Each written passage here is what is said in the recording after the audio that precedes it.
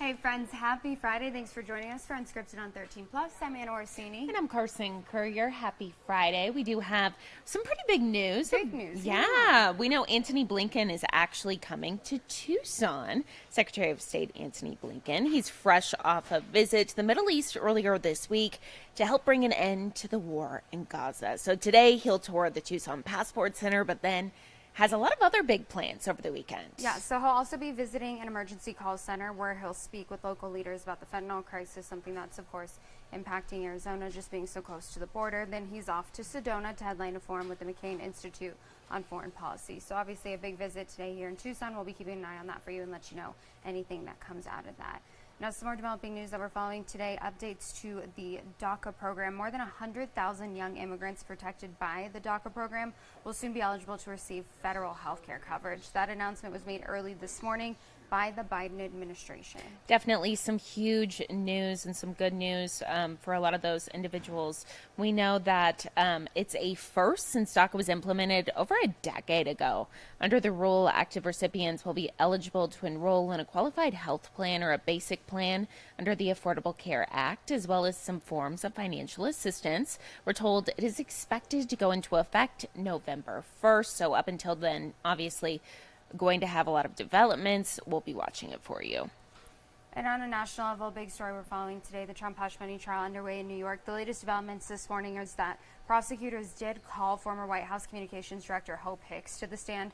Now, Hicks served as Trump's campaign press secretary in 2016, and according to the prosecutors, spoke with Trump over the phone about his efforts to keep his alleged affairs secret in the weeks leading up to the election. Hicks is the first close Trump advisor to testify in this case. So she took the stand and started off by saying how nervous she was and that she's testifying under a subpoena. She also said that she hasn't talked to the former president since 2022. Trump faces 34 counts of falsifying business records related to the hush money payment to Stormy Daniels to keep her quiet about her alleged affair with him. He's pleaded not guilty to the charges and denied a relationship with her. We'll keep watching that for you. And something else that we talked a lot about yesterday and we're keeping an eye on a national level today is, of course, those protests happening across college campuses in the United States. And the very latest this morning is happening in New York. 57 people arrested in New York City. 44 were arrested at the New School, that's a private university in New York, and then 13 people were arrested at NYU. NYPD says NYU asked them to clear the encampment because of the risk of violence. Police say they gave demonstrators an opportunity to leave voluntarily before they were arrested. Since April 18th, more than 2,000 people have been arrested at colleges and universities across the country, even including here at home. And overseas, seeing a similar thing this morning, French police cleared out the main hall of Paris Sciences Po University. Students from universities across Paris were expected to rally in support of Palestinian people in Gaza today. We kind of talked about this earlier this week. Protests planned in places like the UK and in Paris, and we're kind of seeing that begin to play out. Now, a key demand from some of the protesters there in Paris was that the universities break ties with the universities in Israel, which so far has been resisted by the universities there. And just like we've seen here in the United States, pro-Palestinian student movements are organizing across France today, with encampments being set up on many different university campuses. So something that we're kind of seeing more of a global effect of now. And we'll keep watching, of course. Absolutely. And taking a live look on a finally Friday morning outside. You can see looking gorgeous out there. It doesn't appear to be very windy, but lots of sunshine. We do want to bring in 13 First Alert forecaster Allie Potter this morning. Allie, we're honestly lucky that we're staying in these low 90s, upper 80s, because this time of year really could get anything. I know, exactly. And, we've seen triple digits this time of the year. I know. Last year, but the good news is in the 7-day, we're not talking triple digits whatsoever. Perfect. We're going to stay in the 90s, though. Some 80s, but we are going to deal with some gusty winds, though. Today, really nice, though. 74 for Tucson, 70 Sierra Vista, 70 in Wilcox, 72 for Safford, 78 for our friends in the Marana area. Your weekend, look at this. 91 degrees on Saturday, but on on Sunday. Really dealing with some strong gusty winds, in fact, across southern Arizona. 89 degrees though, so a nice little temp drop. However, we don't have any wind advisories, no red flag warnings in place or anything like that. All is good and clear. However, if that does change, we'll be the first to alert you. How about poolside? I mean, why not, right? If you're lucky to have the day off today. By 10 o'clock, 80 degrees, 85 by noon. By 3 o'clock this afternoon, the big 9-0 back on the board. By the way, yesterday's highs 89 degrees. I know it's like 1 degree cooler than 90, but it just seems better, right? 13 first alert radar, dry and clear right now, not tracking any type of rainfall whatsoever. Here's a live look from Tombstone. Clear conditions, blue skies. 91 degrees for today and tomorrow. 89 by Sunday. 85 on Monday. 90 degrees by Tuesday. So a little bit of a mini roller coaster ride, so to speak. That ridge of high pressure and a storm system to the north is all to blame for this, really. The warmer temperatures. Now, there's going to be a trough to the north. More so Colorado, Utah, Wyoming. They're all going to see some scattered showers and also some mountain snow. For us, we're going to see cooler temperatures along with those gusty winds. And that's actually that blue that you see right there on your screen. That's that trough that's going to make its way. That's why we're going to have a gusty day on Sunday. And then those cooler temperatures in the 80s, 85 on your Monday. And then, of course, we're just going to heat on up after that. Those gusty winds, 35, even 40 miles per hour on Sunday. Single digits, though, if we head into our Monday. Today's forecast, lots of sunshine for you on tap. 91 for Tucson, 83 Nogales, 81 in Sierra Vista, 85 for the Douglas area with all that sunshine. So let's talk about those gusty winds on Sunday, okay? 32 miles per hour for Green Valley and Nogales, 22 Sierra Vista, 20 for Benson, 24 for our friends in the Tucson area. Really kicking things up by 3 o'clock. 36 miles per hour for the Tucson area, 37 for Green Valley, 37 for Nogales, 36 for Bisbee and the Wilcox area. And then, of course, Cochise County, you're always windy, right? We're seeing the 30 mile per hour range, eventually the teens, though, but that's after you go to bed. So that means just hang on to your beverages when on Sunday for Cinco de Mayo. It's going to be windy, of course, though. But nice when it comes to those temps, right? 86 by noon, 89 by 3, 81 by 6 o'clock in the evening. Your 13 first alert 7-day forecast includes the 90s, but then we'll see 89 degrees by Sunday, and then eventually the 90s Tuesday, Wednesday, Thursday. Perfect. Yeah. What's the day we're seeing 35 mile per hour gusts? Sunday. Oh my gosh. I know. Yeah. Huh. Nah. I don't love that. So celebrate Cinco de Mayo on Saturday. Yeah, why make it a 2-day event? You know? Just start today so that you can really just enjoy and There carry you go. through. By the time you Perfect. get to Sunday, you'll be real happy. You won't even be worried about the wind. Oh my God. That's a great plan. It's a Like- great plan. like advice by an Well, Orsini. you know what? It's almost like usually when people celebrate their birthdays, you Yeah. know, they're like, oh, it's my birthday weekend. It No, could be a it's my Cinco de birth Mayo month. weekend. Yeah, Sounds like a plan. I do the whole I'll month. do it. Perfect. Thank you, Don't Allie. tell me twice, Allie. Thank you. Well, it's happening now. City leaders getting ready to break ground on a brand new park on Tucson's south side. This is something that's been in the works since 2018, but neighbors in the area tell us they've been pushing for this for over 30 years. That's right. So 13 News reporter Jack Cooper has more on when things can get started here.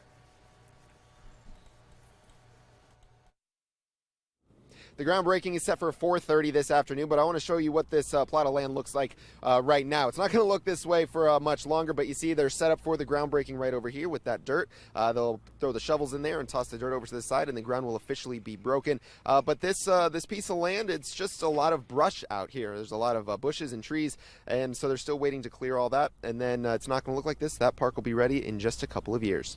The city sent us this rendering to give you an idea of some of the things that the park will feature. It includes a couple of ramadas, a new splash pad area, a dog park, and even a future skate area. The total cost is expected to be just over $4 million, and that money comes from something that you voted on, Proposition 407, which is the Tucson Delivers Great Parks. There's also going to be money coming from the American Rescue Plan Act as well. We've seen kids playing in the streets. That's not good. It's not safe. And so, you know, I'm going to try really hard not to get emotional, but it's really important to keep our kids safe. It's really important to have somewhere for them to do, you know, play and be together. Again, the groundbreaking is set for this afternoon, but construction won't start for a couple of more weeks. May 20th is when they'll get going out here. And then that construction expected to last a couple of years. Summer of 2025 is when they'll be all wrapped up. Tucson Mayor Regina Romero and Ward 1 Council Member Lane Santa Cruz are going to be among some of the people that will be out here for the groundbreaking. Again, happening at 4:30. Reporting on Tucson Southside, I'm Jack Cooper, 13 News. And speaking of parks, today Santa Rita Park is set to reopen after being closed earlier this week.